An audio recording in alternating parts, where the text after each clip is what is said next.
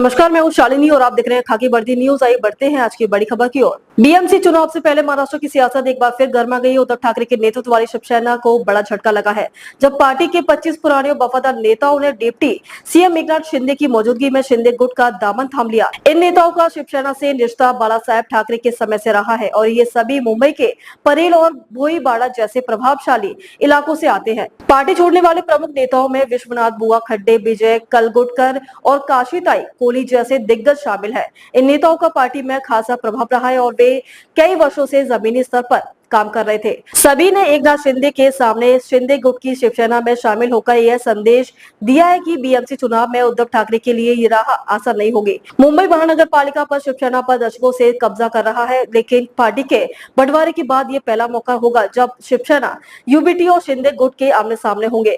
शिंदे गुट विधानसभा में बीजेपी के साथ मिलकर जीत दर्ज कर चुका है और अब बीएमसी पर भी अपनी सत्ता कायम करने की तैयारी में है। एकनाथ शिंदे पहले ही कह चुके हैं कि बीएमसी में अब बदलाव तय है। महाराष्ट्र में निकाय चुनाव नजदीकी आते ही सभी राजनीतिक दल अपनी रणनीति तय करने में जुटे हैं। बीजेपी, शिंदे गुट और अजीत पवार की एनसीपी वाली महायुति गठबंधन की तैयारियां पूरी रफ्तार में है, जबकि महाविकास अघाड़ी ने अभी भी गठबंधन को लेकर भ्रम की स्थिति में है।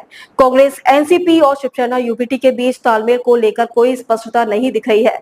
राज्य में वक्फ बिल को लेकर भी राजनीतिक दलों के बीच खींचतान जारी है। उद्धव ठाकरे का गुट इस बिल के विरोध में उतर आया है और मुस्लिम समुदाय की सहानुभूति हासिल करने की कोशिश कर रहा है। वहीं शिंदे गुट इस बिल के पक्ष में है और दावा कर रहा है कि यह गरीब मुस्लिमों के हित में है। ये मुद्दा बीएमसी चुनाव के दौरान मुस्लिम बहुल इलाकों में वोटों को प्रभावित कर सकता है।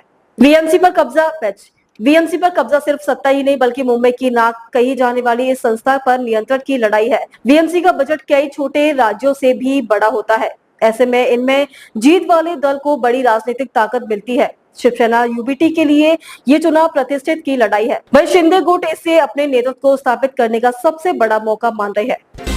थाने जिले के काशी मीरा इलाके में पत्नी की हत्या के आरोप में एक 22 वर्षीय युवक को गिरफ्तार किया गया है। आरोपी की पहचान पप्पू राठौर के रूप में हुई है। पुलिस के अनुसार उसने सोमवार शाम को घर में अपनी पत्नी नसरीन राठौर की कथित तौर पर गला घोटकर हत्या कर दी है। एक पड़ोसी ने शिकायत की है, जिसके आधार पर आरोपी के खिलाफ बीएनएस की धारा 103(1) हत्या के तहत केस दर्ज किया गया है। पुलिस अधिकारी के अनुसार हत्या के पीछे का मकसद अभी पता नहीं चल पाया है।